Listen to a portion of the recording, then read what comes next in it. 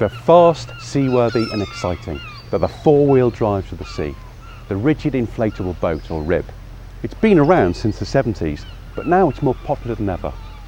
They can do what other small boats can't, take on extreme sea conditions and give you one big adrenaline fix. I've been a lifeboatman now for 15 years and I've seen for myself what our own RIBs can do in heavy surf conditions. In this programme we're going to meet a group of RIBsters who are pushing their boats to the limits and who really know what it's like to drive their boats in the rough. I'll be helming a Ribcraft 4.8 metre to show that even a small RIB can have a big heart. I'll also be travelling to St David's in South Wales to see how 1000 Island Adventures can tackle the worst that Ramsey Sound can offer. And finally, I'll be taking a look at the Spirit of Cardiff, Alan Priddy's state-of-the-art RIB tech, which will be taking on the ultimate challenge, a voyage around the world. RIBs represent the fastest growing sector in the marine market. The reasons are simple. They're easy to launch, recover, maintain, and seaworthy, exciting boats to helm. I met up with RIB International's Hugo Montgomery Swan, who showed me over his 4.8 metre Ribcraft Greyseal. Hugo, this is a lovely little small boat here. Could you just go through its attributes for me if you would? Yes, certainly. It is a RIB, or rigid inflatable boat. Yes. It is not a rubber dinghy.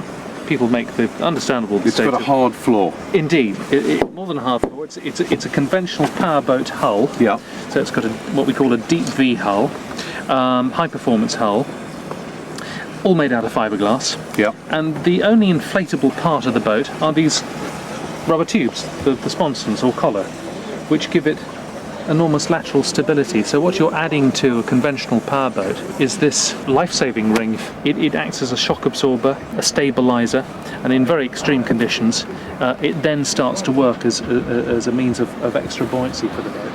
And it gives it an immense amount of ability at sea, which one can understand. Anything inflatable floats. I think the one question most people would ask that are not used to these boats is, what happens if you get a puncture? Quite, was a good question to ask. This is an immensely strong material first. It's called Hypalon. It's a very highly developed rubber tight fabric. In the army they developed it a little bit further to ensuring that it's bulletproof. That's how strong it is. It's a very, very strong material.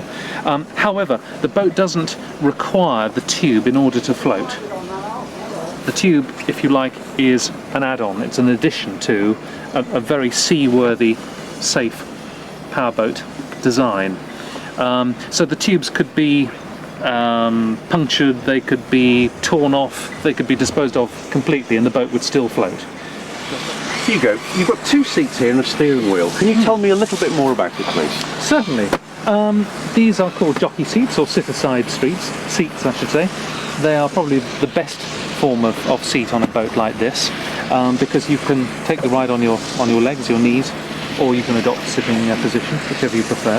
Everything's nicely to hand. That's the beauty of a RIB. And just let me show you. Here, everything's beautifully to hand, which gives you a great advantage at sea. You're not looking for things, stretching for things, everything's right here. So you haven't got to concentrate about holding on or driving the boat as such. It's all beautifully to hand. Most important item on a boat, the kill switch. It can come in the form of an elasticated coily cord which you wrap around your leg, or it can be a cord of this type, a nylon cord that you attach to yourself. But in the event of you being ejected from the boat, this comes with you and cuts the engine out, so the boat doesn't keep going whilst you're in the water, essentially. It's a very important safety factor. We have a VHF radio here, which is a marine radio. Nice and easy to use. Change of channel, volume, that's pretty much it. And the distress calling button here, which automatically logs you onto channel 16 in case you're in trouble and you radio for help. So it means to communicate. Very useful and essential. Satellite navigation system, little sort of television-like screen, shows where you are in relation to the land, where you are at sea, and it's a means to navigate by, which is very, very accurate. Right there in front of the helmsman, nice and easy to view. must tell you about this engine. It's exceptionally good. It's only 50 horsepower. It's full stroke. It starts and sounds very much like a car engine. No plumes of blue smoke or anything like that. It's very, very quiet, very, very clean. We will carry here on board the boat for a very long journey, something in the region of about 20 gallons. But we have a little bit more fuel carried. We have a range of about 300 miles on this boat. This is a very much a small boat with a very big heart, isn't it? Yeah, it drinks thimblefuls of fuel, which in today's present state of affairs is most welcome, and generates about 30 knots, which for a little boat like this is ideal to cruise at. Grey Seal is a 4.85 metre ribcraft with a Yamaha 50 horsepower four-stroke engine. The hull itself is a high-performance planing powerboat hull, very well proven hull. Grey Seal was essentially built for the circumnavigation of Scotland. It proved itself to be a very good long-distance craft, much to the surprise, I think, of many. We turned up with this little thing towed behind a very moderate family car, and everybody sort of turned their eyebrows up at us when they saw us. But it completed the course as well as any other boat, and we encountered a variety of conditions, as you can imagine. It has a cruising range of about 220 miles for the tanks that we were carrying then. One of the great beauties of ribs is their shallow draft. In other words, you don't have a great amount of hull in the water, and this enables you to take them in close inshore, very close inshore. As you can see in some of the accompanying footage, we're running practically onto the beach almost, it appears, and popping up over the surf and out again. This is great from an exploration point of view, because you can get right up to the cliffs, see the wildlife, run along close to the beaches. And when you're running close into the coastline, it's then that you see the real beauty of it all. Great advantage with ribs, they can get to places and get into places that bigger boats just can't. On the side of the throttle arm there's a little button that alters the trim of the engine, which essentially will either lift the bow or lower the bow. So when you're going into a steep head sea with the waves coming towards you, you really want to lower that bow as much as possible so the bow of the boat punches through the seas. You don't want it leaping out of the water and the prop losing grip. I think in some of the shots you'll see the boat flying a bit, and we've done that on purpose just to get her up out of the water because it's fun to do.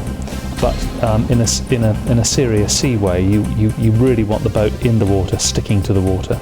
However, when you have flat calm conditions, well then you want the boat skimming along the surface of the water, rather like a snow ski, with as little of the hull dragging in the water. So you trim the engine out, which lifts the bow and causes the boat just to skim along beautifully like that. It becomes very light to helm, and you can increase your top speed if you're doing that. So there's quite a little art to reading the sea, to getting the boat and the engine performing just as it should in different sea conditions.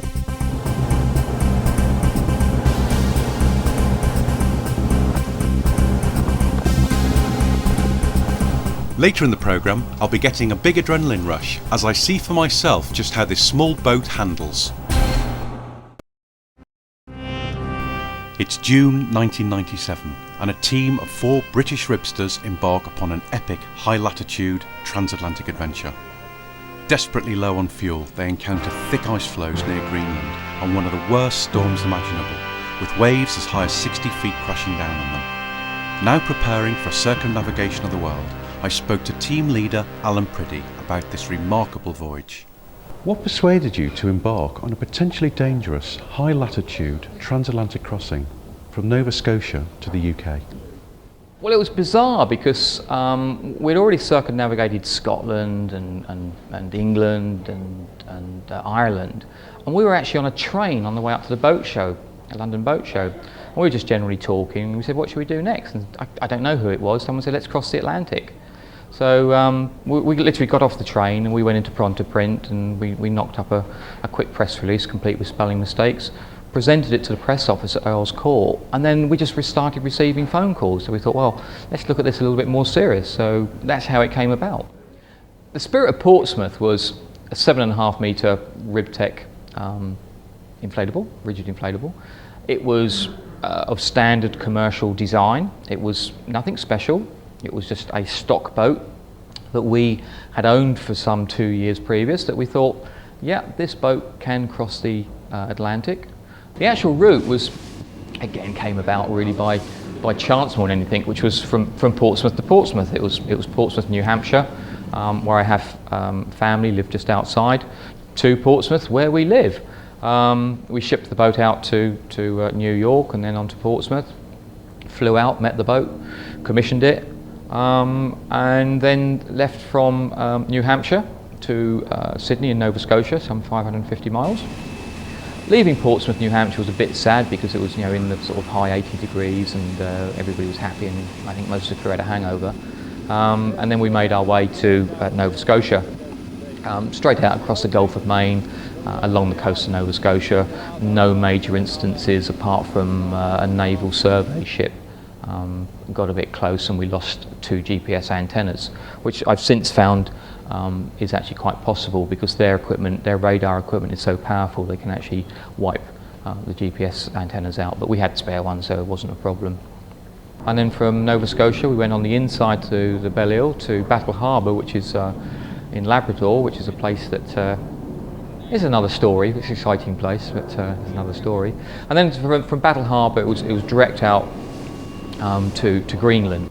Greenland and the ice were something that we felt that we carried out as much research as possible on.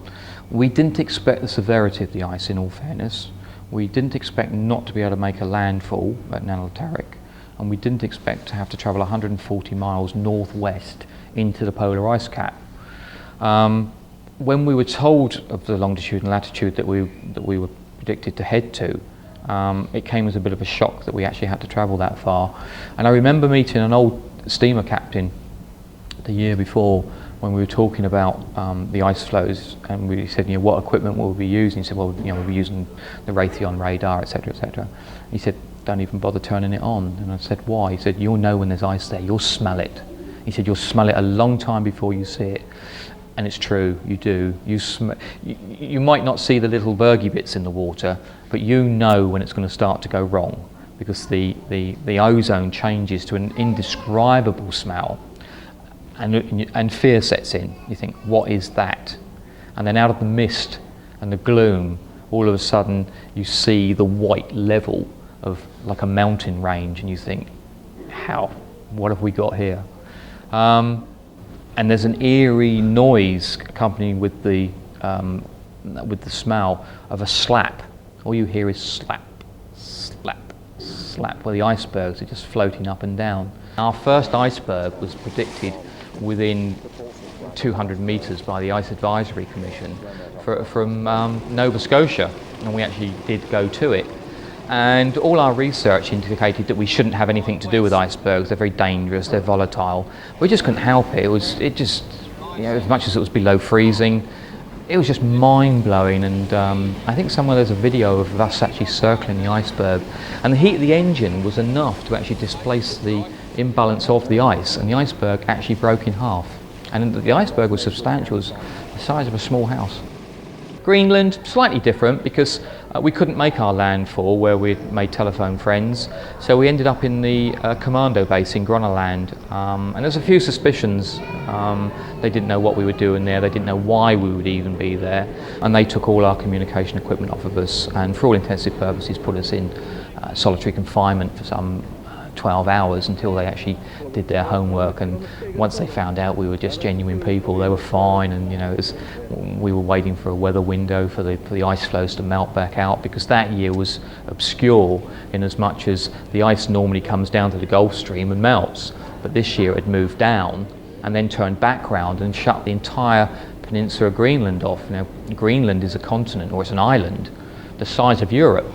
So when I say it's the peninsula, it's huge, and we were 140 miles away from where we intended to be. From Greenland to Iceland was a tough trip. again picking through the ice floes. The Commander-in-Chief of the naval base gave us some really good advice, which was to keep the ice on our left-hand side and the sea on our right, which seemed good advice. But what actually happened is we actually drove into a 70-mile deep ice fiord. So it was like crossing the English Channel, only to find out that you had to come back again. And then we had to come all the way back out, and then we went 50 miles south to clear the ice cap. So by the time we got to our original turning waypoint, we knew that we didn't have enough fuel to get to Iceland. And we couldn't go back because the ice had closed in. So we actually elected to go on towards Iceland, knowing that the largest fishing fleet in the world operates out of there, and we can knock on a door and say, can we have some fuel?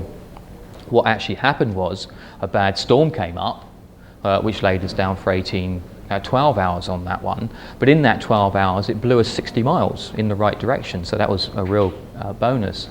But again, when you get cold and tired, you forget everything you know, and you know that fishermen don't go to sea when a storm's up. So there wasn't any fishing boats out there. I think the biggest sea was definitely up in the Arctic Ocean, coming from Iceland to our predicted leg was to Bangor in Northern Ireland. And it was quite magical because we had a good weather report, absolutely excellent weather forecast.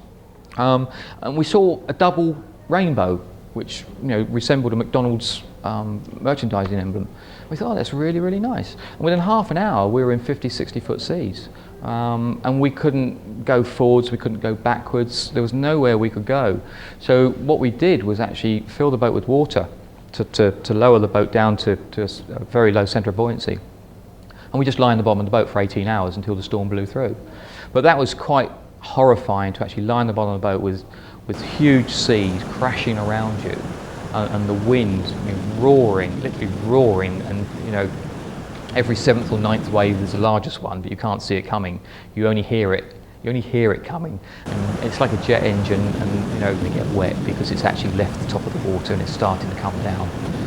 I would say that was it has to be the worst conditions, because it was longer than anything we'd experienced before as well. But eventually we did manage to find a trawler, and Vic unfortunately wasn't in the best of health at that stage, so we elected to actually lift the boat out of the water onto the deck of the trawler, and we actually went fishing with them for some 24 hours, which was quite good. Very limited stay in Iceland. As I said, major storm up in the southern Arctic Ocean. Made great friends in Northern Ireland. We're still friends now.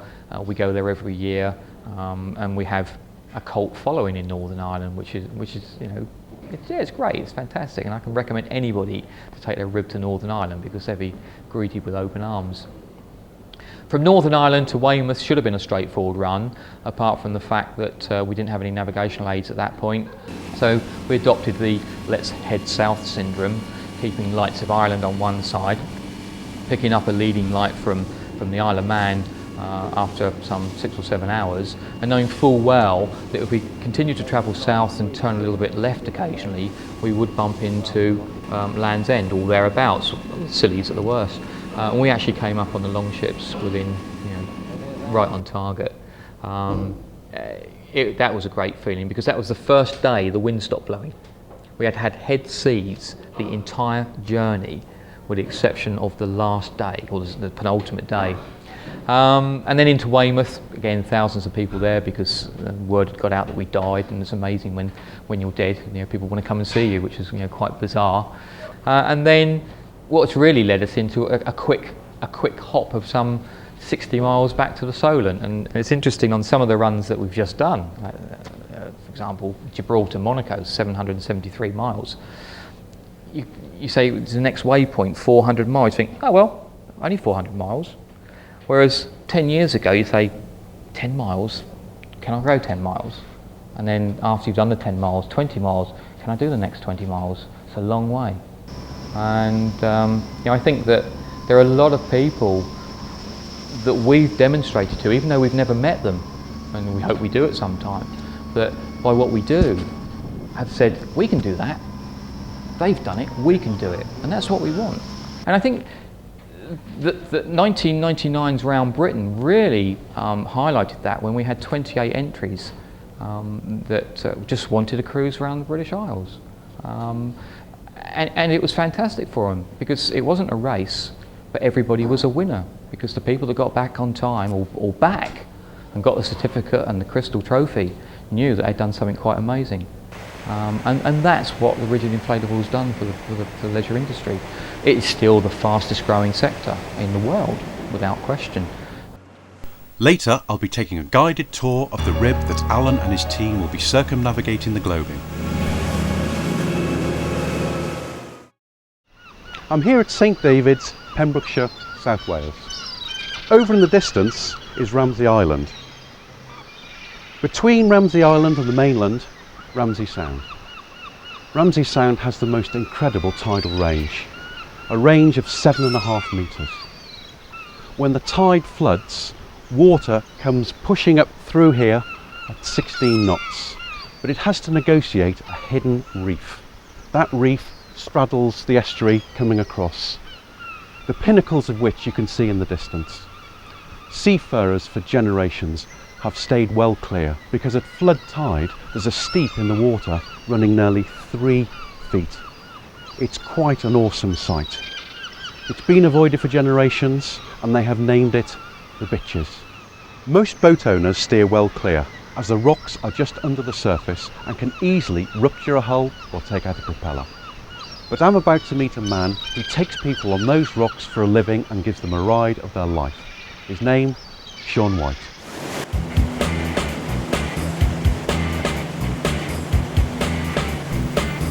Aluminium hulls, huge diesel engines and water jets are the design features unique to Sean White's range of ocean dynamic ribs. The ribs are so rugged and seaworthy that Sean can offer whitewater rides in these dangerous tidal conditions to the general public in relative safety. I asked Sean how it all began. Sean, can you tell me a little bit about your background and how it was you came to build inflatable boats? Well, it all happened a long time ago. In fact, you have to go back to the 60s when the only inflatable thing around was a soft bottom inflatable. And I was working out in Northern Ireland on a place called Lough Erne, and we had an awful lot of trouble with a soft bottom inflatable boat because we were running it onto foreshores and islands and rocks, and we were continuously repairing the bottom. So what we did was put a sheet of plywood on the bottom, very temporary thing, and that was a vast improvement on the soft bottom boat, and it evolved really from that point. What is it about inflatable boats that really sparks your imagination? Well, I think it was practicalities, as I referred to, because the evolution from the flat piece of plywood, we put a keel on it, and we realised that we could then project the soft bottom inflatable into the realms of a powerboat, and we could use much bigger power plants on it, and as a result the sea-keeping qualities improved vastly. You live in a beautiful part of the country, but the conditions can be very turbulent. Can you tell me a little bit about those conditions? Well, when I first came to this part of the world, I was warden out on Ramsey Island, which is the island behind us, and for 3 years I lived out here, and I brought this gestation of the rib with me, and in those 3 years we built a boat that was suitable for the conditions that you find in Ramsey Sound, because as you well state, they really are very, very bad. It's got some of the strongest tides in Britain here.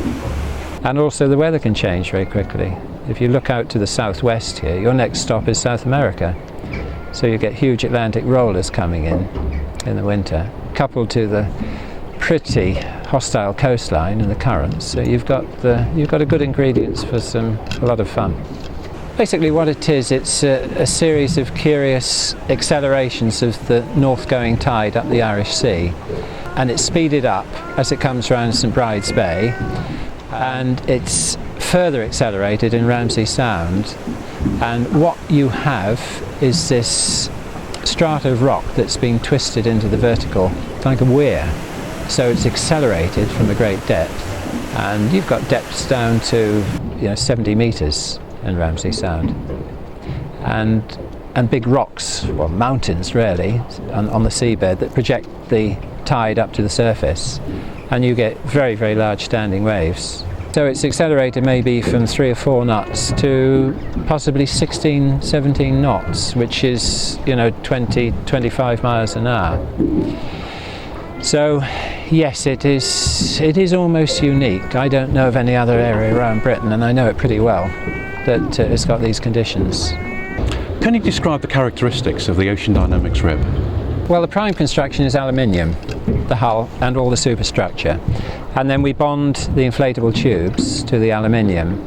Modern aluminium, marine grade aluminium, is a very, very durable fabric, far more durable than GRP, for instance, glass fibre. We use water jets, which are a form of propeller, but they are enclosed in a tube, and there's nothing projecting underneath the boat. So we can navigate over the rocks with perfect safety. Thousand Islands expeditions, yes, a part of it is the white water side, but there's another side to it, and that is the environmental side. We've got some beautiful islands off the Pembrokeshire coast with some absolutely spectacular wildlife. We've got porpoises and dolphins, huge colonies of seabirds, and probably the longest sea caves in Britain underneath Ramsey Island. These are all places where a jet boat can only go, or it's so shallow that a conventional boat can't venture in it. So a lot of our trips really are relatively subdued from the white water point of view, because we take large families out, but the capabilities of these boats are awesome, so we do use them for far more severe testing, and that is on the beaches of Ramsey Sound, which is a very, very nasty stretch of water, and the helmsmen have got to be absolutely brilliant is the only word, and they're very, very experienced. My helmsmen have been with me for years now, and they're still learning where the rocks are and the various different combinations of tides. We get people who think they know what they're doing out here, and they don't. And we have the St David's Lifeboat Station very close to us now, and it's often needed for people who get it wrong. It is not a nice area, this. I couldn't wait to have a go.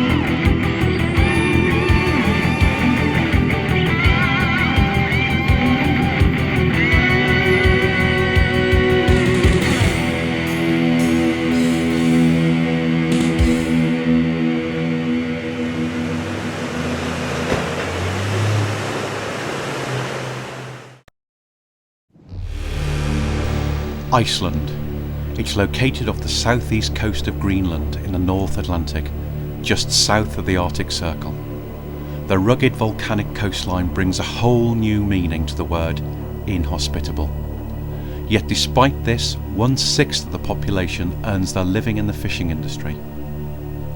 And when the weather's bad, huge North Atlantic rollers present an awesome challenge for the Icelandic trawlerman.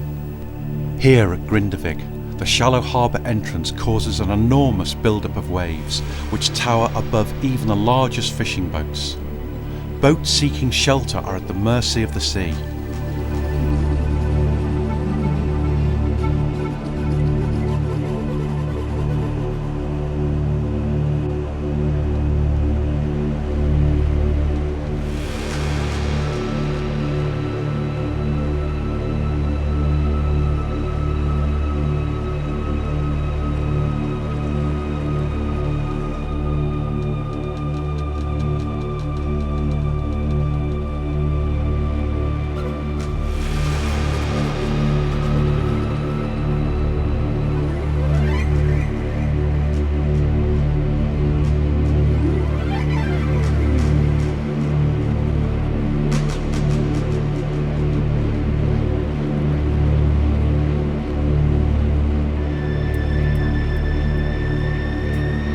This was one of the lucky boats to have made it in such atrocious conditions. But every few years a storm of even greater severity strikes, and boats caught out have been swept across this volcanic landscape and deposited hundreds of yards from the water's edge. The Icelandic Rescue Service has developed a unique selection of vehicles for their specialist needs. This 6-wheel drive has been designed to negotiate the lava fields and reach casualties when seaborne rescues prove impossible.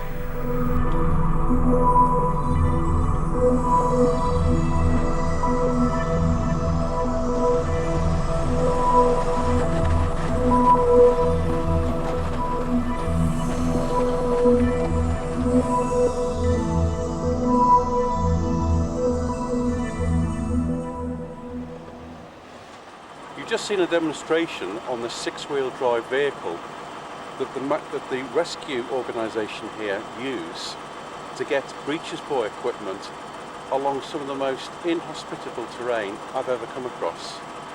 They can literally drive along the shore if a ship was to come in here and get the breeches buoy and effect evacuation.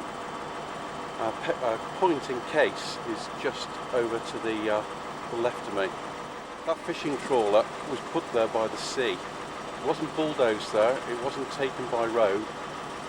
The sea just over there in a force 12 hurricane one night drove this ship ashore. Ribs and inflatable boats form an important part of the Icelandic lifeboat service, and heavy-duty Zodiacs are used as fast response craft. I joined them on a training exercise.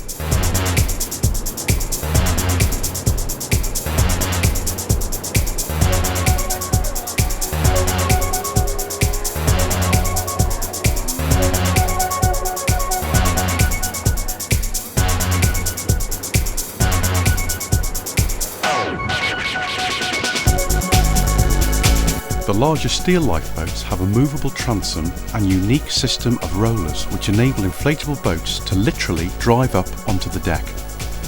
In severe weather conditions, this really can be a lifesaver, as casualties can be recovered quickly and safely. However, the inflatables are extremely responsive, and it takes some skill to drive up on board.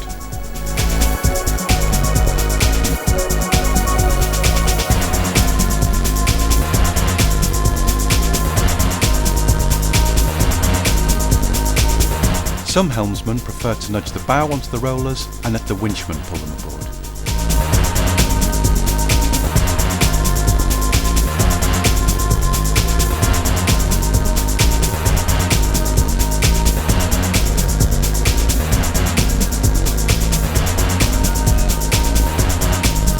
Others just go for it. With a bit of throttle, the inflatable should drive up dead centre.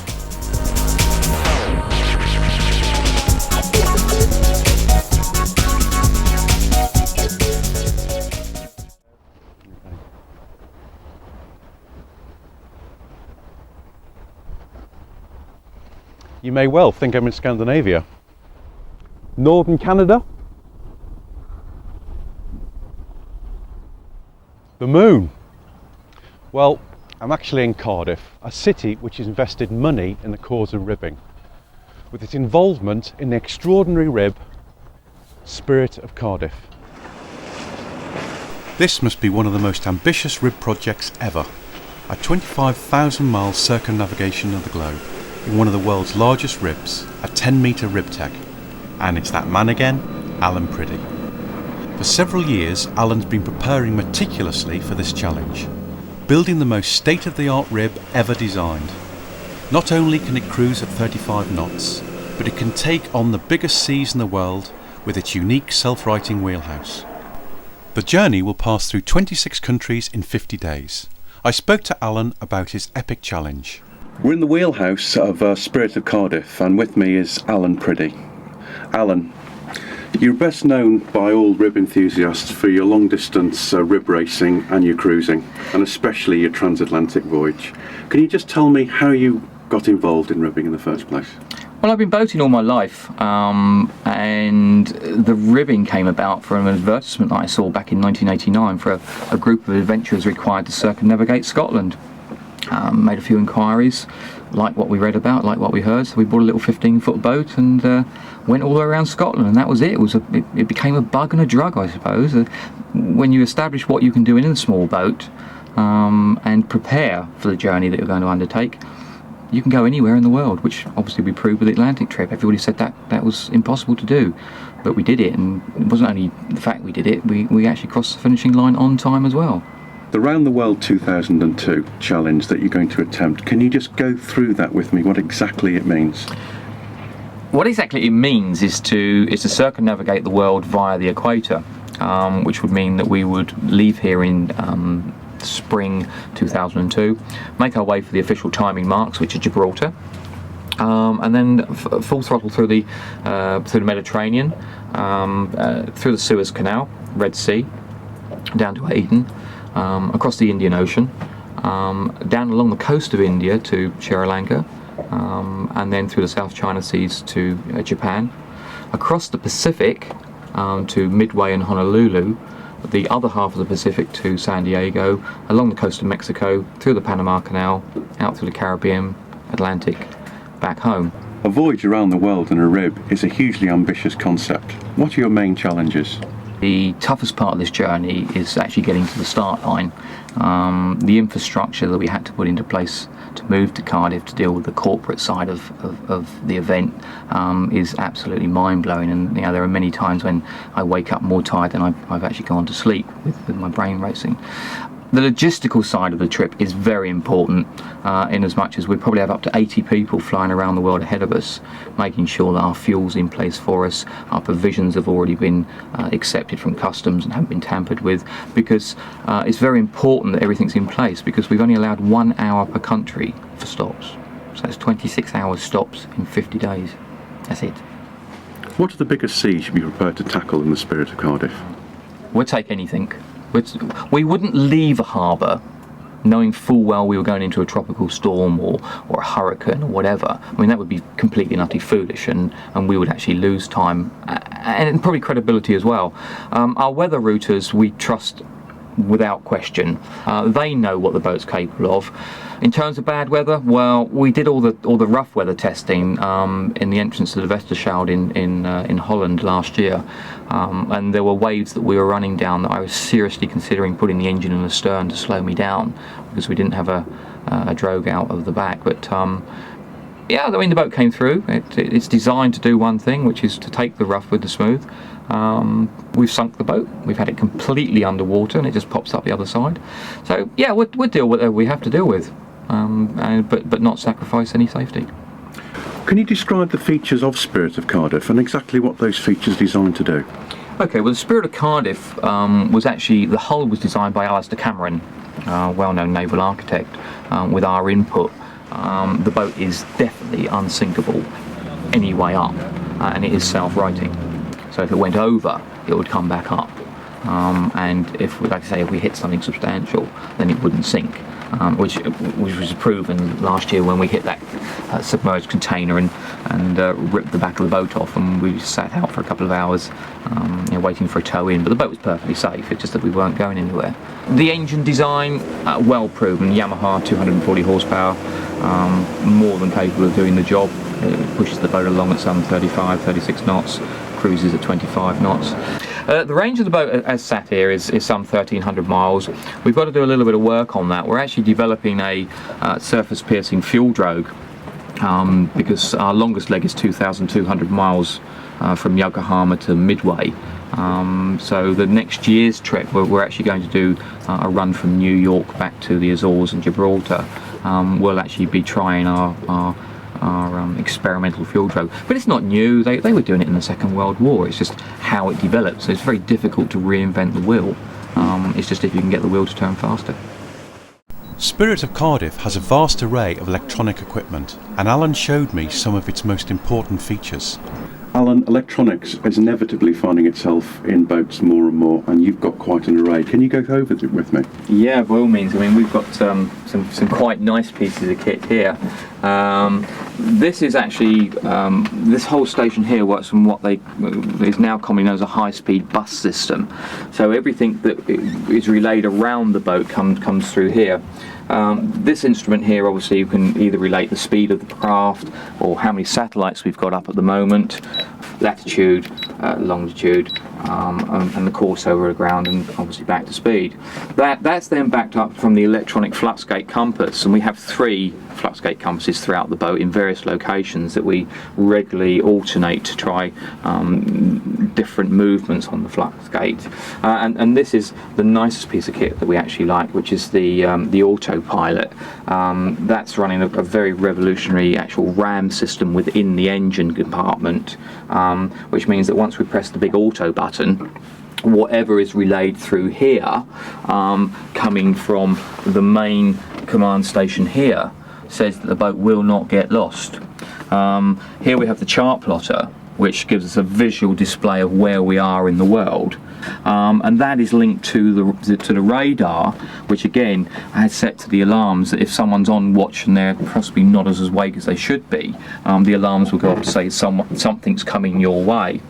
We can alternate the radar onto this screen quite simply, and we can put the chart plotter onto this screen just by pressing the buttons in various movements. For example, I've just changed over to the chart plotter on this one now, so there's the chart back onto that screen, and if I wanted the radar onto this one, I'll put the radar on, and I've got the radar on this screen. But it doesn't only finish there, because what I can actually do is actually split the screen by putting the computer windows on, and I can actually get radar on the top, and I can actually get a road coming up on the bottom screen, and the boat will be a little picture of the boat, and the idea is the boat stays in the middle. So it doesn't matter if you cannot see an inch in front of you, you can actually drive the boat from here. It's very much space age stuff, and it's certainly something that we really appreciate. And then there's other systems as well which are linked to that. The fuel consumption from the engine is then monitored back through the flow scan meter here, so we know exactly how much fuel we're using per hour, per mile, at any time. So because the fuel consumption of the boat is very, very critical, it's not a question of how fast the boat goes, it's how much fuel it's using per nautical mile.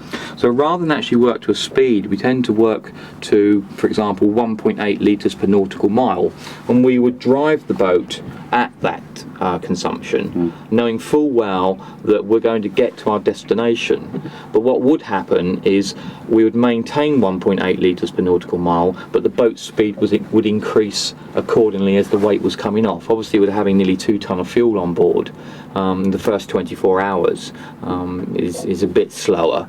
The second 24 hours it starts to get faster, and the final 24 hours of the running of the boat, it's as fast as you want it to go, so you actually make up the first 24 hours 3 days later if necessary.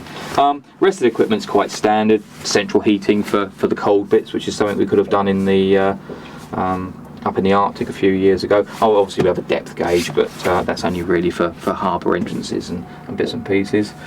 And the good old compass, of course. I mean, at the end of the day, electronics are fantastic, absolutely wonderful, all fed from the high orbit satellites, but somebody can still pull the plug and the shilling can go out. So the good old compass, north, south, east and west, we all know how to navigate. This just makes our life easier and more accurate.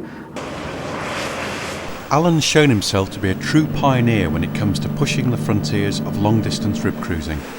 We wish Alan, Steve Lloyd, Jan Falkowski and Clive Tully the very best of success for their record-breaking voyage. It was the moment I'd been waiting for, my chance to helm the 4.8 metre Ribcraft Greyseal. It may be small, but as you can see for yourself, it's great fun to helm.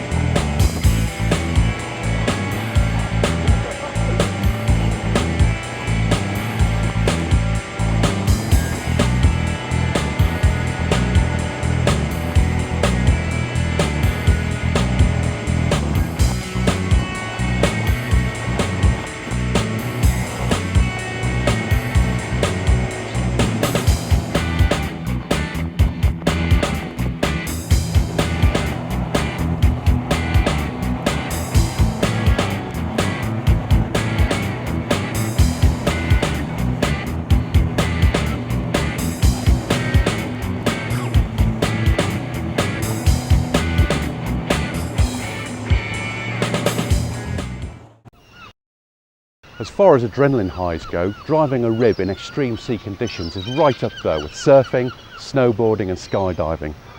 But if you're going to go out in heavy weather conditions, get some instructions first and take care.